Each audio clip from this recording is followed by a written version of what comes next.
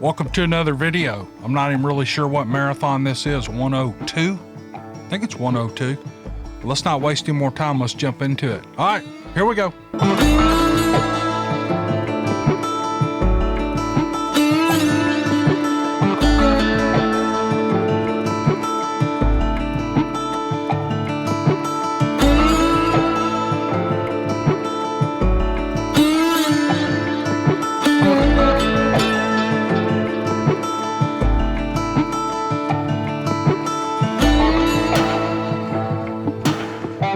Here's a quick little story that is, I just thought it was funny and thought I would include it in this video. I hope you guys like it.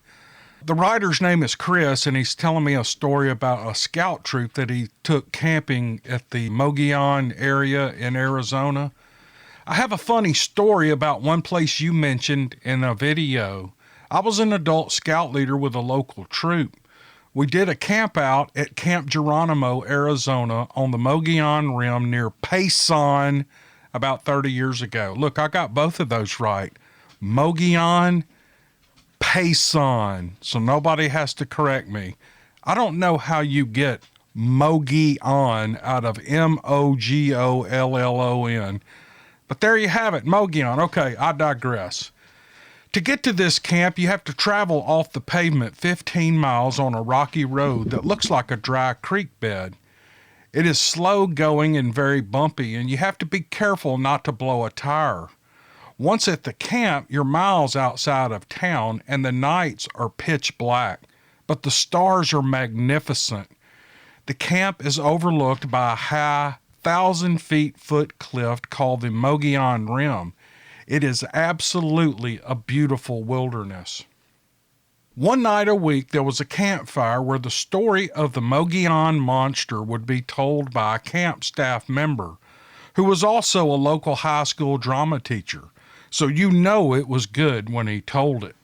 And the kids were pretty shaken up after hearing it. 12-year-old kids are impressionable, and they are apt to believe ghost or monster stories. Right after the story was finished and it was dark out, I was scheduled to take the kids on a night hike of the Cat Eye Trail. The Cat Eye Trail is a trail where you have to find different markers at night around the woods using a compass. I had a piece of paper as a guide, and it provided compass bearings. We were to find the markers one at a time. The markers are bike reflectors placed in trees, and when the light reflects back to you, they look like monster eyes, especially if you've just heard a monster story by the campfire. After listening to the monster story, the scouts were a little apprehensive about seeing two eyes reflecting in the trees, even though they knew they were plastic reflectors. I was in the Army at the time and very good with orienteering with a compass, so I made sure that the kids found the markers so that they would not get lost in the dark woods. Oh, it was pitch black. There was no moon out, no city lights, and it was very quiet. It felt like we were in the blackness of the dark side of the moon. However, the kids were doing well in finding the markers. We had traversed the trail for about an hour with only 3 reflectors left to find, and the scouts were eager to get back to camp where ice cream was waiting. We would soon be done. We got to the bottom of a hill, and I told the scouts that according to the coordinates, the next reflector was 200 yards on up this hill. The kids left me behind as they bolted up the hill. When the kids charged up the hill and reached the top, they were not alone. They ran into a javelina, which is an animal like the wild boar and about the same size. It has hair like a rabbit all over it, and the scouts had found their monster. By the time I caught up to them on the hilltop, the javelina was gone. I didn't see the animal, but I knew what it was from their initial description. But as they recounted the sighting, the creature gained in size with each telling until it was almost 6 feet tall, maybe taller. Before the incident, the kids were bouncing all over the woods and it was hard to keep track of them. After they saw the creature, all of the kids grabbed onto my shirt sleeves and they refused to let go. We finished up the trail finding the last few markers with the kids hanging on tightly. It was no comfort to the kids because I was laughing the whole time. I also did not reassure them because I had told them that I had been camping almost every weekend since I was 4 years old, and after 25 years nothing had eaten me yet. And for some reason that was not reassuring to them. Signed, Chris. Chris, that was great. I love these stories. Every story doesn't have to be a horrible Bigfoot attack. Some of them can be really good and fun, and I really enjoyed reading this. Chris, thanks for sending this. It's a great break from the real serious stories that we tell all the time. I appreciate you, buddy. Okay, let's take a little break here, little 30-second or 60-second break, and say happy birthday to two little girls out there who listen to this channel. And I can't believe kids listen to this channel. I got an email from a woman who said, hey, could you say happy birthday to my daughter? And it's just so strange to me because when I read to my grandchildren, within 30 seconds, they're looking off into the other room or they're reaching out to grab their little electronic device. I can never hold their attention. And I'm not really good with kids. I never have been good with kids. It's not that I don't like kids. I'm just a big, ugly dude. I don't... Babies like me, but as they grow older, they kind of figure out, oh, this guy's kind of big and ugly. But I never dreamed kids would listen to this, but there's must be something about the recorded voice where they don't have to actually look at you and pay attention to you. It can just run and they get captured by the story. And I think when kids get captured by a story, it becomes a lifelong love of theirs. And so anyway, that's just my commentary on kids listening to this channel. I'm so glad they do. And I never started this channel for kids, and I'm a foul-mouthed guy. I'm not a clean, I cuss all the time. I just don't do it on this channel because with the way I was raised, you don't do that around women and kids. And I've blurted out words before in front of women and kids just like everybody else, but I try not to, and I'm real conscious of it on this channel. Hence, parents have started letting kids listen to these, and I promise you there may be a little bit of profanity in some of the stories, and I keep it in, and they're pretty bland, just because that's what the writer wrote. If the writer drops an F-bomb, I don't repeat that. But anyway, all that to say, I want to wish happy birthday to a couple of little girls. The first person, her name is Addison, and Addison lives in Georgia. And on August the 12th, Addison is going to be 7 years old. So Addison, happy birthday to you. The other kid that I want to say happy birthday is Hazley Elizabeth, who lives in North Carolina. And on August the 30th, she is going to be 7 years old. She has the same birthday as her grandfather. What a special birthday that is. But both of you 7-year-old girls, I have a 7-year-old granddaughter. Her name is Amelia.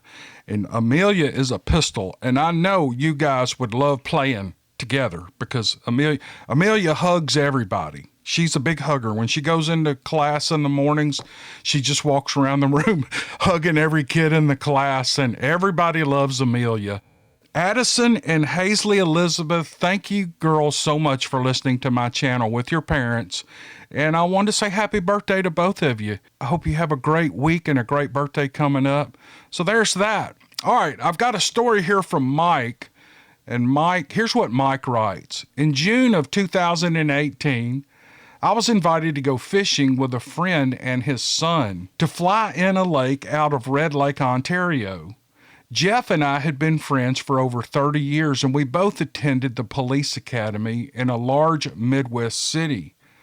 We're retired now, and we decided to bring along a mutual friend named Chad, who is still a deputy sheriff. Jeff's son, Kyle, went with his father and grandfather to the same lake 9 years ago. The lake has only one cabin on it, and we could portage 4 others. We would be the first 4 there in 9 months. The flight out of Red Lake was 25 to 30 minutes deep into the Woodland Caribou Provincial Park. Just before we left, he dropped a bomb on me. He said 9 years ago he was fishing with his father-in-law and son on the dock when a 25-pound rock flew over the cabin and splashed into the lake. Then another rock of the same size flew over and landed on some pallets, smashing them to pieces. His son Kyle backed that story up. Jeff said the distance that the rocks traveled was probably more than 75 yards. I thought he was joking, but he was dead serious. He said that he and his son waited there a while, and he and his father-in-law went to check on the other side of the cabin. When he got to the cabin, they saw an 8-foot black Sasquatch heading up the hill into the woods. I didn't know what to think. I quietly assumed that he had seen a bear and the rocks were either fish jumping or rocks falling from the hillside, and that he just imagined that it was a Sasquatch. We arrived at the lake and immediately started fishing. I was in the boat with Chad and didn't get more than 100 yards from the cabin when we heard a tree go down. Throughout the day, we heard whistles, vocals, and we even heard a howl. We both heard what I can only describe as a young girl making gibberish noises. Chad said he thought it was a baby in the woods. The terrain around us was steep and there was no way to investigate these noises, so we just kept fishing. After we heard the vocals, a rock the size of a golf ball struck our boat. We were about 50 yards from the bank. I could see the other boat a quarter mile away, so I knew it was not the other guys pulling a prank on us. We were in the middle of nowhere with only 4 people and 2 boats. There was not another person for miles. Around sundown, Chad came into the cabin and said that he heard a loud crash in the woods. Before we went to sleep, I had to set up my CPAP machine, but power supply to the battery was wrong. So we had to put a generator on top of an old refrigerator, and then we ran it through my window. It was noisy, and I put in some earplugs so that I could sleep. 5 minutes later, I heard the loudest knock I've heard in my life across the cove, and then 5 seconds later, another one, but on the cabin side of the cove. The knocks were so loud that I could hear it over the generator running, and despite my earplugs. The sound was very similar to a professional bowler throwing a strike in a tournament. That initial impact with the pins is always loud and distinct.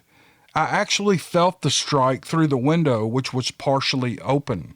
The next day, I put all of my 275 pounds into a tree knock, and I could not come close to the volume that I heard the night before.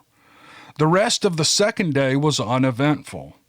Sunday, we heard unusual whistles and a howl. That night, around 2:30 a.m., I heard a loud crash, and the whole cabin shook. This is a huge cabin, and it felt like a car had run into it. As I scrambled out of the bed, there was another big bang, and the whole cabin shook again. I came out of the room, and all 3 of the others were still in their beds, but they were wide awake. The next morning, I was the first to the outhouse, and I found a 6-foot fence post laying almost in the outhouse. This post was straight and heavy. It looked like a railroad tie with a narrowed or pointed end, about the same size and length. I was convinced there was either a Bigfoot messing with us or some locals who might be homesteading in the woods and didn't want us around. Tuesday was our last night there. And again, around 2:30 a.m., I woke and went out to the living room area. Jeff was sitting on the couch. He said something was throwing rocks at the cabin. I stood there in silence, and sure enough, a rock hit the cabin. All of us were inside at the time. I heard movement and a weird vocalization, so I armed myself with a Bowie knife and a spear I made the day I found the post in the outhouse. And I reluctantly went outside and looked around, but I didn't see anything. The next day, I found what could have been a footprint or something scraped in the hard, compact dirt and pine needles. No discernible toes, though. We had planned to go back in 5 years, but now I'm hooked and I want to go back as soon as possible with recorders and trail cameras. And when Jeff asked the pilot, who is the owner of the cabin, about Bigfoot around the cabin, he turned pale as a ghost, and he said he didn't know anything about it. He sold that outpost that year. He had owned the place since the early 1960s. Maybe he didn't want the liability. I hope he sold it to someone who will keep it open for fishermen to rent. If I can arrange it, I'm going to go back. And I'm not a skeptic anymore. Signed, Mike. Mike, great story up in Canada. Man, you spend all those days out there with all that stuff happening. I'm surprised you didn't see anything. That's a very interesting story. And if you do go back, man, I would love to hear from you and hear what you find out there, because this is real interesting stuff. So thanks for a good email, Mike, and I really appreciate you doing it. Thanks, man. This email is from Jan. This is a really good one. It's another story from Hank. Hush. Y'all, I'm sorry. I got all 5 of my dogs in here. They're not happy if they're inside. If I bring them in, they want to go out. If I put them out, they want to come in. It's like a revolving door. Drives me crazy. But anyway, back to Jan's story. She's telling a story from back when she was a little girl, and this is really good. She says, I've got a story from 1965 when I was 10 years old. We lived in Houston, Texas. We lived in a sprawling suburbia with all the conveniences that you could ask for. My mom grew up in East Texas, though, so every 2 weeks we would go visit my grandmother, Minnie Mama, in the piney woods near the Davy Crockett National Forest. She lived in a 2-room house that started out as a log cabin. The living room had 2 beds in it, a fireplace, 3 rockers, and a bench. The back room also had 2 beds. She had an outhouse that no one ever wanted to use because of the dirt daubers flying around and the thought of a snake down in that potty. My grandfather died when my mother was 6 years old, and Minnie Mama never remarried, and she lived there all alone. She kept the farm going with the help of her 6 kids. And I'm telling you this to say that she was tough, and nothing ever scared her. Mom and Dad and us 3 kids were there for a weekend. We had a bath in the number 3 wash tub right outside the kitchen door, and we put on our pajamas. Mom tucked me and my sister in one of the beds in the front room, and my grandmother was in the other bed. Mom and Dad were in the back room along with my brother. We turned off the lanterns, and if you've ever been in the deep woods at night, it gets very dark out there. I remember always playing the game to see if I could see my hand coming at me in the dark, and I couldn't. It was that black. But all was well, and everything was comfortable, and everybody was sleeping. In the middle of the night, we were all awakened by a horrible scream outside.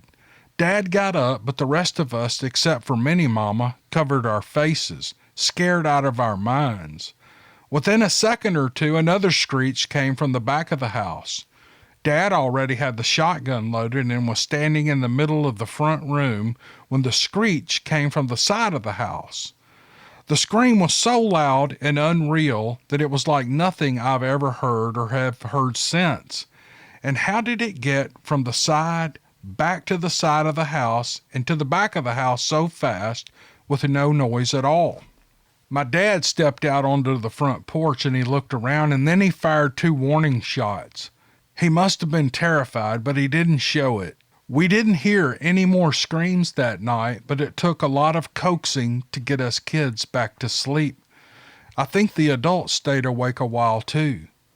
The next day, our dad sent all of us to stay at my aunt's house in town, and he and my uncle came back and hung a slab of meat on the fence, trying to coax the animal back. They waited for a scream or the appearance of this creature, but they never heard or saw anything all night. My dad wanted my grandmother to stay at my uncle's house, but she refused, saying that she had a good old dog to watch out for her. I don't recall where that good old dog was the night before, probably under the bed. Minnie Mama lived another 20 years staying in that house off and on and was never frightened at all. She said that she had God to look after her. She finally got an indoor bathroom and life was good.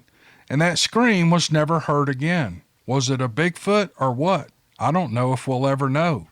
Thanks for reading my story, and every word is true. Signed, Jan. Jan, that's a great story. Thanks for sending it. I love these stories from the 50s and 60s.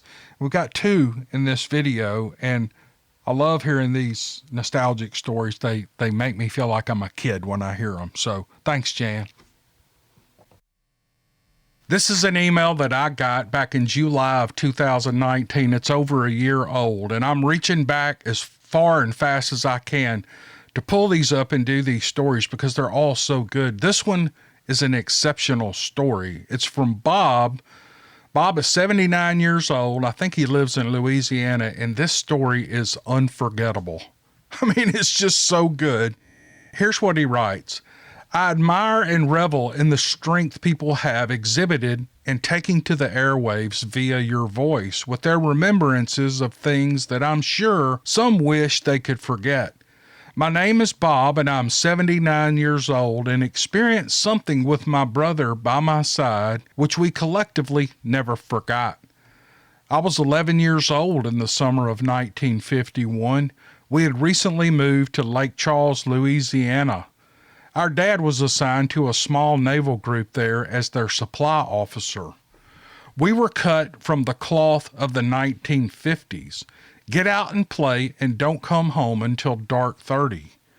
My brother and I lived wild and free, or at least as far as our minds and muscles would take us. My brother was the true wild one, without a fear in the world in his 14-month older body. Me, on the other hand, I was prone to, how about let's think this over, what do you say? He would have none of that and would subsequently drag me along as a scapegoat, if you will. That was, if his plans went awry, it was always Bob's idea. Lake Charles was surrounded by swamp of varying density and darkness. My brother and I found the remnants of a narrow-gauge railroad track the week before and were hell-bent for leather to follow it. We knew it was not in use due to the rust on the rails and the poor condition of the trestles. With our sack lunches tucked securely in our belts and our Daisy Red Ryder BB guns, we loaded up and we began our adventure. The only warning we received from well-meaning older people was to mind the gators. Well, now that was an expression that went right over our heads because we couldn't think of anything an alligator could tell us which we would have to obey. We barely minded our parents. Following the tracks and then the trestle and then back on the tracks, we managed to go deeper and deeper into the swamp. Occasionally we would shoot at water moccasins swimming away from us. And the further we went, the more we wondered. Who would run a railroad through such precarious trestles, and to what end? We would soon have our answer. The tracks took a turn towards what we knew to be south and came upon an earthen berm. Nestled next to the berm were the remnants of what we were to be later told was an old rice mill. All the brick and cement walls were still standing, forming a large square enclosure. The floor was covered in brackish water, and there were snakes plenty to shoot at, and that we did with much gusto. In one corner of the pool erupted in a violent frenzy which took 2 years off my life and literally turned me all the way back to 9. It didn't take more than that to convince me that we did not belong in here. My brother was of the opinion that he was going to kill this thing. It was over 10 foot long, and he said we could drag it back to the house and stuff it. Need I remind you, Daisy does not make a high-powered BB gun. We figured out how it became trapped within this enclosure because there was a portion of the wall that had come down, allowing this alligator to slip in during a high water tide event, and then it couldn't find its way out. That was the least of our concerns because the gator sank to eye level and all the water around it began to vibrate from a deep-throated sound that it was making. We were inside our little amphitheater and the sounds were very loud. Our limited knowledge of this creature left us amazed. We had no idea it was calling for reinforcements. Other gators were coming to the sound. It was during this commotion that we heard in the distance another terrifying sound. A primal roar echoed through those swamps, and it was not another gator. There were crashing and splashing sounds coming towards the mill. So with our collective valor and a silent vote, we hauled our butts back the way that we had come. On our sensible retreat, we heard a commotion, better described as a fight. Whatever had roared at us or the gator had arrived and a violent fight ensued. We didn't see this beast arrive to the fight, but we heard it, and that was enough. We had never heard anything like it in our lives, and it was haunting. The following weekend, we gathered the courage to go back and see what happened in that pit. We were very apprehensive about going back, but youth has no shortage of stupid. The arena was in shambles. Mud and blood was easily 8 foot up all the walls. There were tufts of reddish-brown hair caught on places in the wall where it was rough. The head of the alligator was in a corner of the room where it was shallow, and it looked like something with unbelievable strength had grabbed the upper and lower jaws, one in each hand, and literally ripped its mouth completely apart. That would not have killed the gator, but it sure made it impotent as a killing machine. The neck appeared to have been separated by a series of bites, followed by a tearing and a rending of the alligator's body. Again, the reptile was every bit of 10 feet long. Of course, that included the 2.5 to 3 foot disjointed, bodiless head. The rest of it was gone. That had to be at least 400 pounds of meat and bone, and it was just gone. Needless to say, we never went back into the swamps that far again. We mentioned in passing just a little of what we experienced with our young friend Ralph Thibodeau, whose family lived on a genuine houseboat on the Calcasieu River. Ralph casually mentioned there was a swamp man-like creature back in there, and we best not do that again. Thank you for letting me get this off my mind. I have never told a soul of this event. My brother has told everyone who would listen. Of course, in Lake Charles, he was preaching it to the choir. The rest of the world didn't even listen to his nutty explanation. Bob, oh my gosh, that's one of the best stories I've ever read. I love that story, and I'm so ashamed that I missed this in the list of emails I have, but it was just so great. I'm assuming you're 80 years old now, Bob. I hope you're doing great. I wanted to thank you for sending this story to me because it was really, really spectacular, and I could see everything while it was happening. So thank you very much, sir, and I hope you have a great summer. Thanks. That's going to do it for this video. Thank you all for listening, and I hope you have a good week. We'll see you on the next video. Thank you.